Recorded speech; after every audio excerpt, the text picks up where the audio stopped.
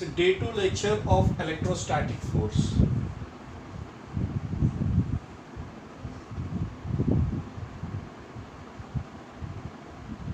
Day 2 lecture for electrostatic force. I hope in the first video, so we have a clarity on the concept. Now we will start the concept of electrostatic force. Here we will study about Coulomb's law. Already this Coulomb's law we studied in your first year, like a gravitational force. So already we know the formula for gravitational force. So we have a two masses. Force is directly proportional to product of their masses, and force is inversely proportional to square of its distance, and force is directly proportional to product of their masses and inversely proportional to square of its distance. To remove the proportionality constant, we are making G as a constant, universal gravitational constant. That's a G m1 m2 by r square. So already I hope you have a remember in your first year. The same we will define in the Coulomb's law also, but instead of masses we will consider charges. And here in gravitational force we have a mass always in positive, so two masses always in positive. Okay, but here we have a charges.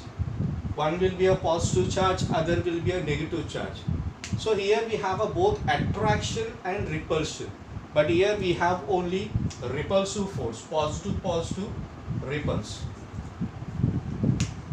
Okay, now we will define the Coulomb's law. So Coulomb's law, it states that the product of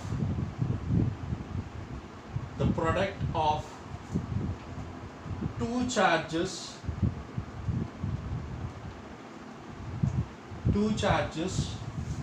Q1 and Q2 are placed at the distance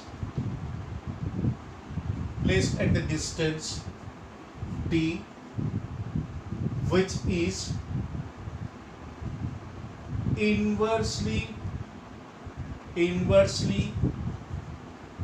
proportional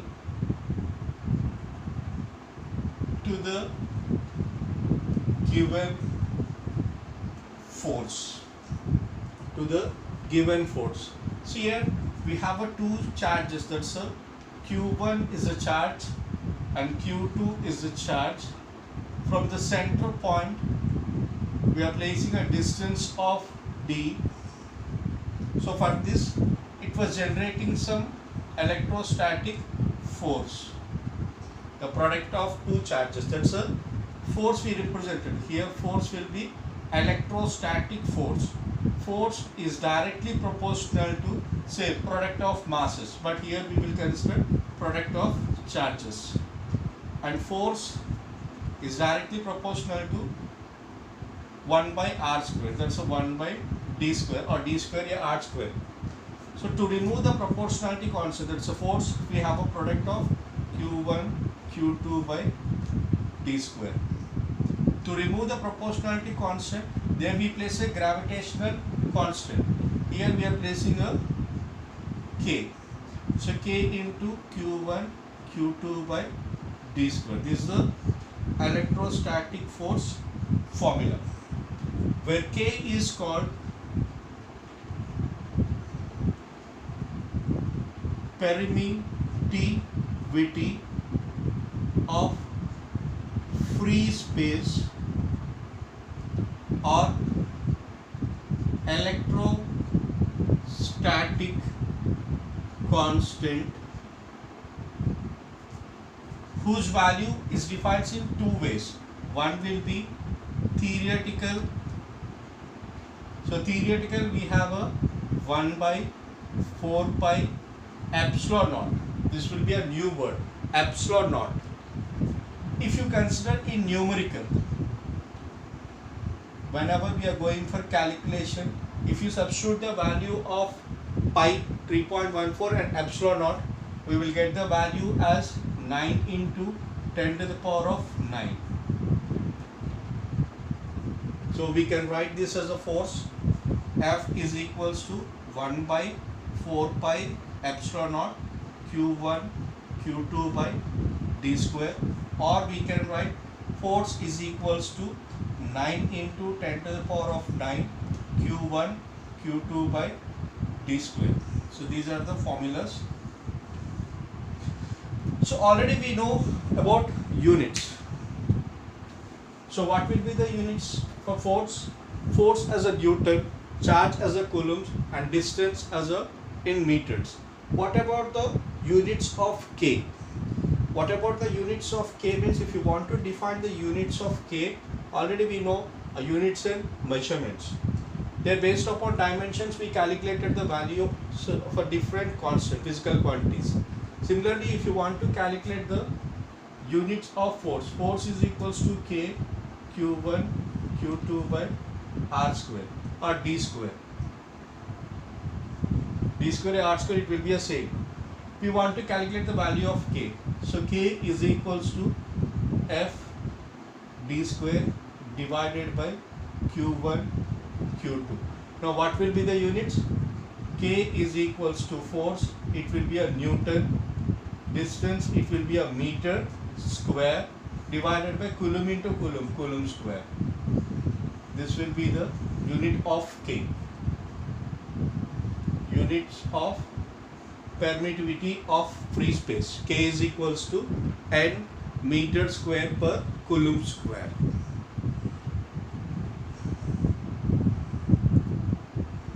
And how you got this value of 9 into 10 to the power of 9 means? Already we know the value of 1 by 4 pi value 3.14 into epsilon naught means 8.85 into 10 to the power of minus 12. If you calculated this value, we will get this as a 9 into 10 to the power of 9 approximately. But we will consider and we get a 8 point some 9. So we will consider 9 into 10 to the power of 9.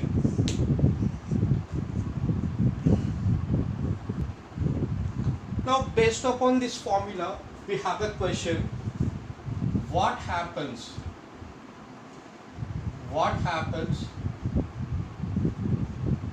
to the force?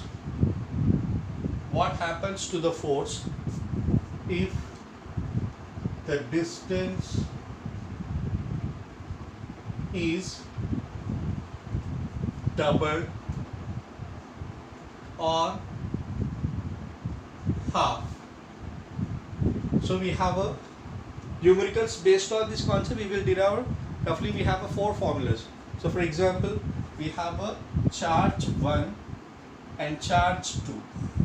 So this is a charge q1, charge q2. Consider both are having same strength.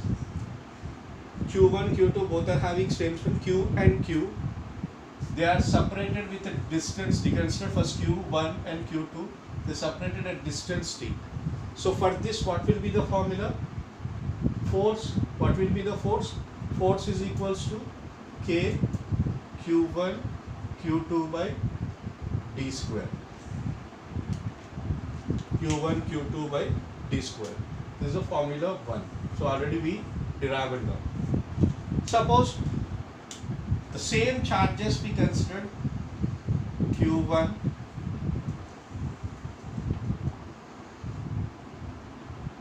Q2, and now the distance is doubled.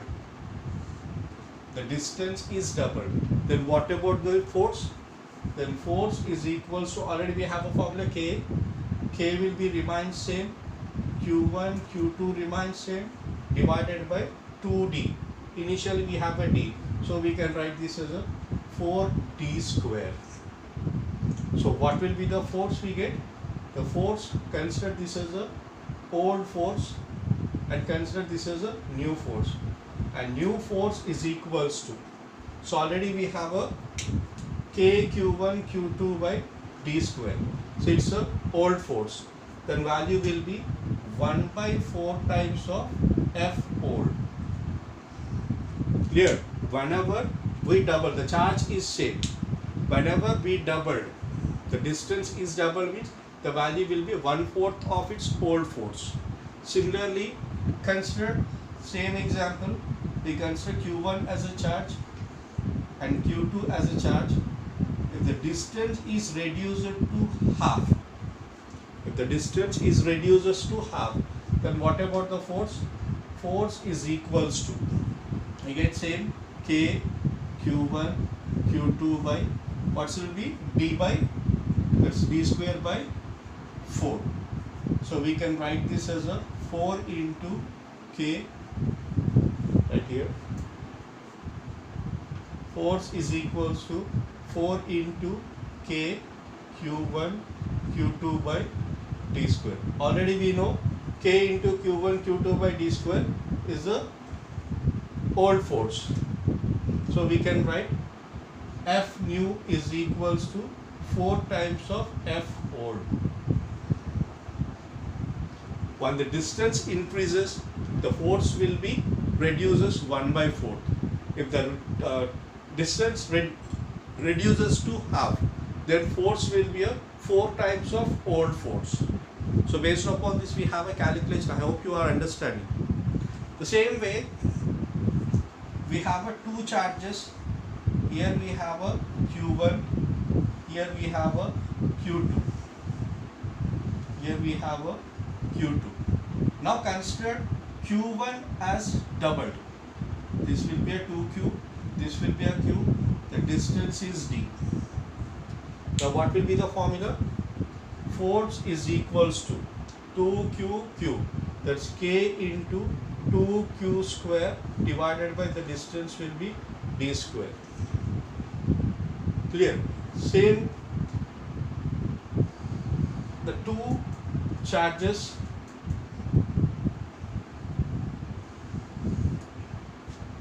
here we have a Q1 with the strength of 2Q, we have a Q2. If the distance is reduces to half, then what will be the force? Force is equals to 2K, both will be have a Q and Q means Q square divided by the distance will be reduces to half. The distance will be reduces to half means D square by 4. So we get 8KQ square by D square. That's reciprocal term. The same way, so we have a Q1 and Q2. Now the distance is doubled. Now the distance is double. What about the force? Force is equals to, so consider this as a 2 times of Q. This will be a Q. Then force is equals to K into 2Q square divided by 4D square. This will be equals to 1 by 4. That's a 1 by 2. So 1 by 2 K Q square by D square. So these are the forces. I hope you cleared. So whatever it may be the pattern, either masses increases or decreases, either distance increases or decreases, we have a basic formula. If you go in coulombs, then we can derive all these terms. But remember these two. When the distance is doubled and when the distance is reduces. So force will be 1 by 4 times if the distance increases. If it is multiplied with 4 means the distance is reduces to half. But here one thing, here we did not explain about the direction. We consider only a magnitude. So Coulomb states only for a magnitude. So we are not considering the directions. To define the directions, we have to go for vector form of Coulomb's law. Vector form of Coulomb's law. So whenever we are defining a vector, so vector means it has both magnitude and direction. So already we defined Coulomb's law individually. In Coulomb's law we define only a magnitude. So what will be the strength of the forces if the charges increases or charges decreases or distance increases or distance decreases. Now we will consider its direction. So direction means, so we will consider a plane. We will consider a plane, x-axis, y-axis. Suppose we have two charges. Here we consider the charge 1, here we are considering the charge 2. So here we have a charge 1, here we have a charge 2. Consider both are of positive charges. Consider both are of positive charges. Okay. Now from the origin, the distance between origin to charge 1. Charge 1, we consider this as a R1. We have a direction of R1. Similarly, from origin to Q2, we have a direction of R2 at the distance of R2. Okay, so we have a two directions. Now, whenever we are placing the two positive charges, what happens to the positive charges? Positive, whenever we are placing one more positive, they will be repel. So they will be repel. So they will be repel means, if you consider Q1, it will be affected due to Q2. The force, whatever the Q1, the positive charge, Q1 will be moved due to Q2. So because it was moving in upward direction, it was generating the force here. So this is a force 1 due to 2. Force 1 due to 2. Similarly, if you consider this direction, this is the force 2 with respect to 1. So we have a two directions. So we have a two directions. Now what will be the directions? This is a 1, this is a 2, and this is the third direction. But if you consider Q1 and Q2, we have a repulsion. So we have a repulsion. It means we have a two direction. Either Q1 will affect Q2 or Q2 will affect Q1. Okay. Now consider what is the formula for force means? Force is equals to K Q1 Q2 by R square. So consider this is the distance R. The distance between Q1 and Q2. So we consider this is the distance R. It's a general magnitude. But they generates the force. They generates the force 1 due to 2 and force 2 due to 1. So force 1 due to 2 and force 2 due to 1. So we have two forces, so that we have a repulsion. So whenever we consider force 1 on 2, force 1 on 2 means we don't get this value. Force 1 on 2 means the value will be moved in upward direction. That's a direction will be in upward direction. That's a distance we consider R12. Distance we consider R12. Similarly, if you consider force, that we consider in second. So what will be the distance? So what will be the distance means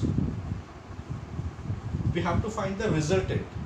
We need a value of R12 now. What will be the distance of R12? So whenever we consider the vector form, so we have a triangular law of vector. So according to vectors, here we have a terminal A, here we have a terminal B.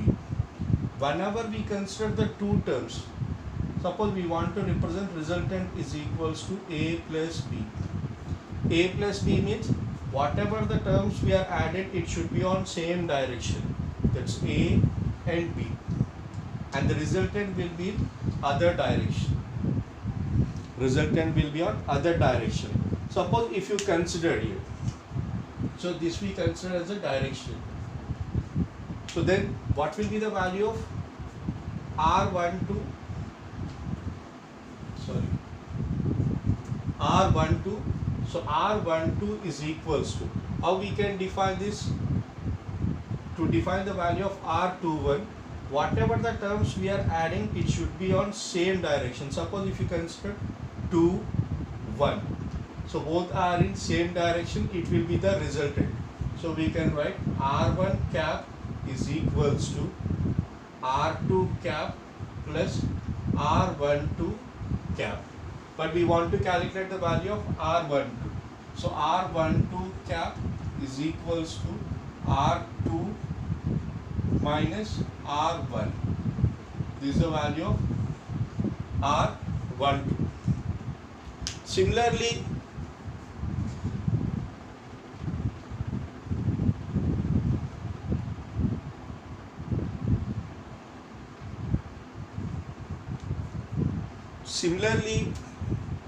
if you want to calculate the value of second one, that's a force due to 2 with respect to 1. Force 2 is experienced in this direction. That's a force 2 with respect to 1. Now the distance we consider R21. R21 in the downward direction. Now what will be the resultant term? Again, whenever we are adding two terms, it will be on same, the resultant will be other. So now we will consider these direction. From origin to R1, it will be continuous. That's a R1 direction plus R21 direction is equals to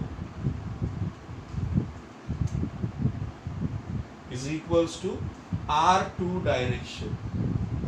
We want to calculate the R21.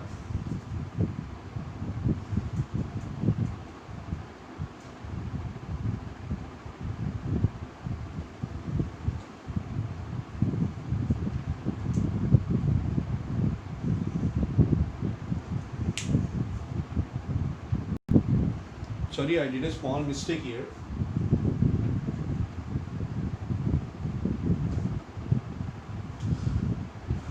So R12 is equals to R1 direction minus R2 direction.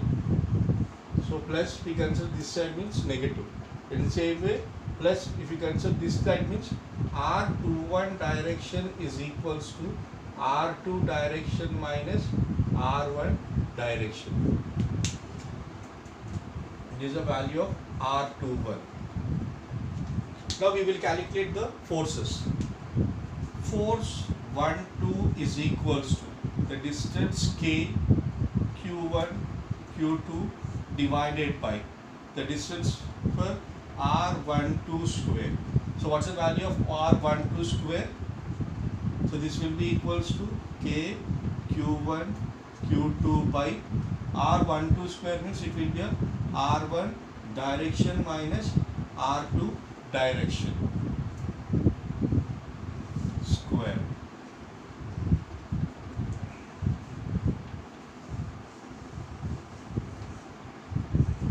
Similarly, for force 21 is equals to K, Q2,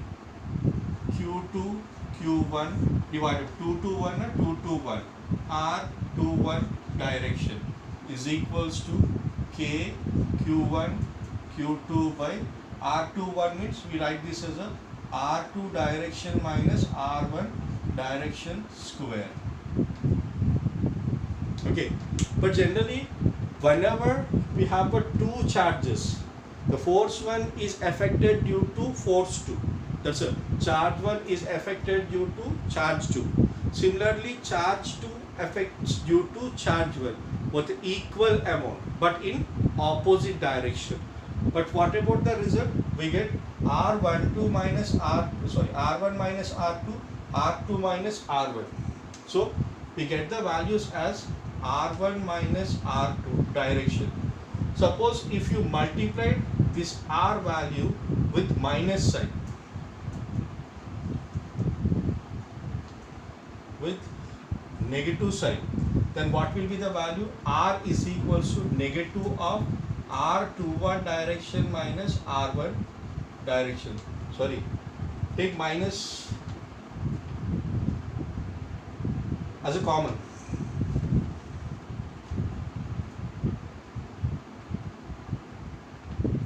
Take minus as common. If you take minus as a common, then we get the value of R21. So whatever the value, that's a negative term. Okay, So here we consider R12. So R12. But at end we get R12 is equals to negative of R21 direction. So whatever the terms we have, that's a force 1, 2 is equals to K Q1 Q2 by R1 direction minus R2 direction square. But what is the value of R1 minus R2? It will be a negative term. That's K into Q1 Q2 by negative term means we get negative of R2 minus R1 direction. What is the negative R2 minus R1 direction means? We get the negative R2 minus R1 means this is a force of 2-1 direction. So at the final conclusion, hence what will be the result? So what will be the result? We get force of 1-2 direction is equals to force of 2-1 direction with negative sign. So we can write this as a note. We can write this as a, for every action we have a opposite reaction. Which statement it was? It was a Newton third law. So vector form of Coulomb's law satisfies the condition of Newton's third law. And remember that this will be an MZ bit. So vector form of Coulomb's law supports a Newton third law. I hope you can understand. If you can, if you have any doubt, you can ask.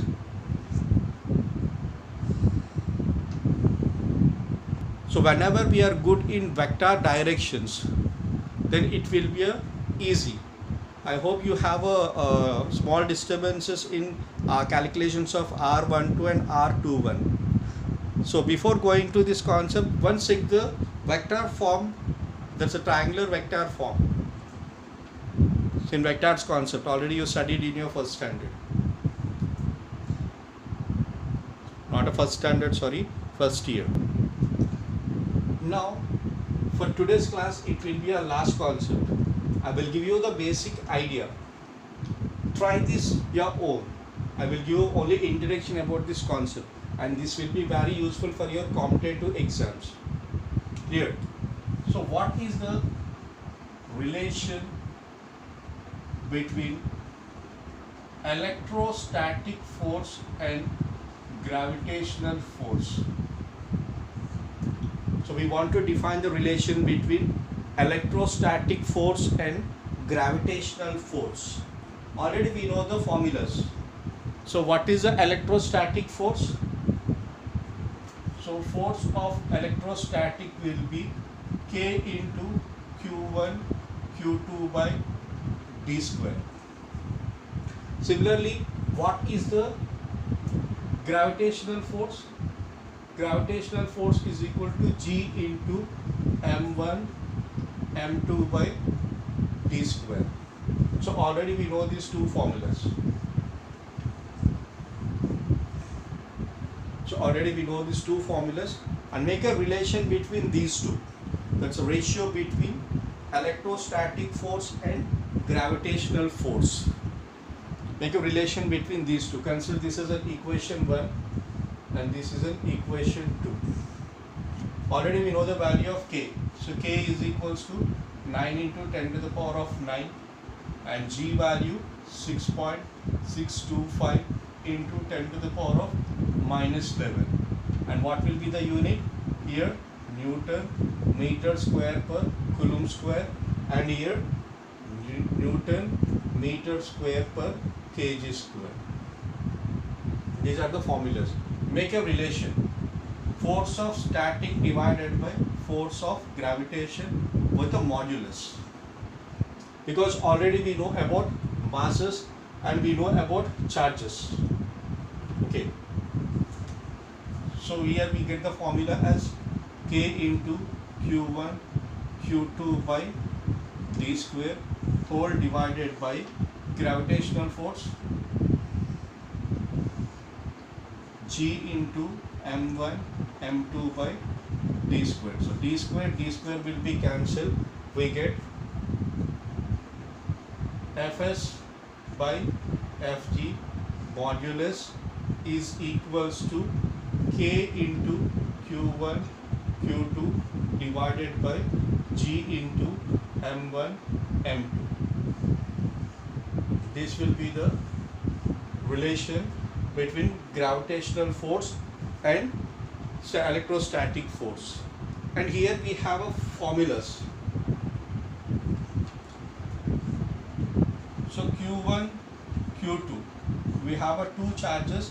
Consider both are electrons. Both are electrons. So electron means we know the masses. So already we know charge of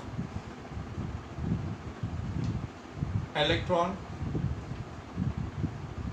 charge of proton, mass of electron, mass of proton. So these are the different terms. Already in the previous video we discussed these values. Substitute. So whenever we have a electron to electron, what will be the ratio of Fs by Fg? In what ratio we will get the value of Fs and Fg?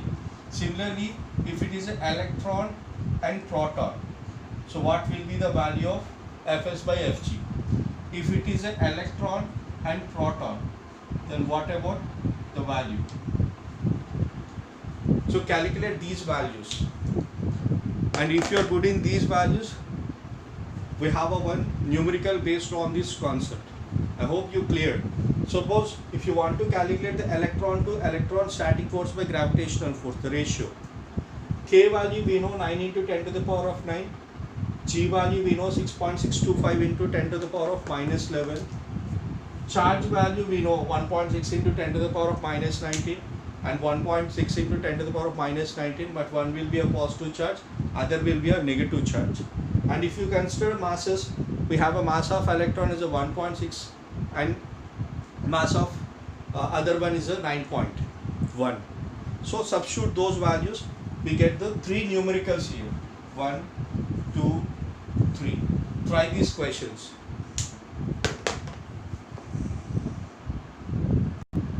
And this will be a homework. Try this question.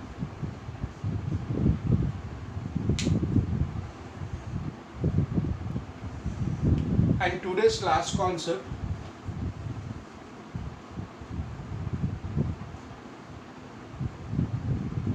superposition of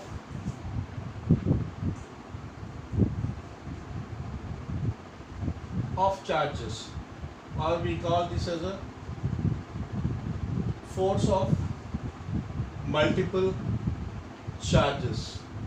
So far we calculated for only two charges. Whenever we have a multiple charges, for example, here we have a charge 1 Q1, here we have a charge 2 Q2, here we have a charge 3 Q3, here we have a charge Q4. Now how we can calculate the charge? How we can calculate the force? That's the force for multiple charges. Whenever we have a two charges, it will be clear. But whenever we have a four charges or more than four charges, how can we calculate? So how can we calculate means already we have to represent the distances. So already we know from origin. From origin, the distance we call as a R1, R2, R3, and this we have a R4. So we have a n number of charges. So let us consider we have a Q1, Q2, Q3, Q4, so on up to Qn charges are placed at the distances of R1, R2, R3, so on up to Rn. Okay, we have to calculate the force. So we have to calculate the force for multiple charges. How we will calculate the force of multiple charges? But we know a force for single. Force is equals to K into Q1 Q2 by R square. Whenever we have a two charges separated with some distance r, then we can easily calculate. Consider here all are positive charges. So whenever we want to calculate the multiple charges, first condition we have to take one reference charge. So for what charge we have to calculate the force? Suppose think we want to calculate for Q1. Suppose if you want to calculate the Q1. So Q1 means it will generate the force 1. But according to forces, there is a Q1 to Q2. So there is a force of Q1 to Q2. That's a force 1 due to 3. Force 1 due to 3. Similarly, force 1 due to 2. So due to 2, it will generate the force. The force 1 due to 2. Similarly, force 4 due to this.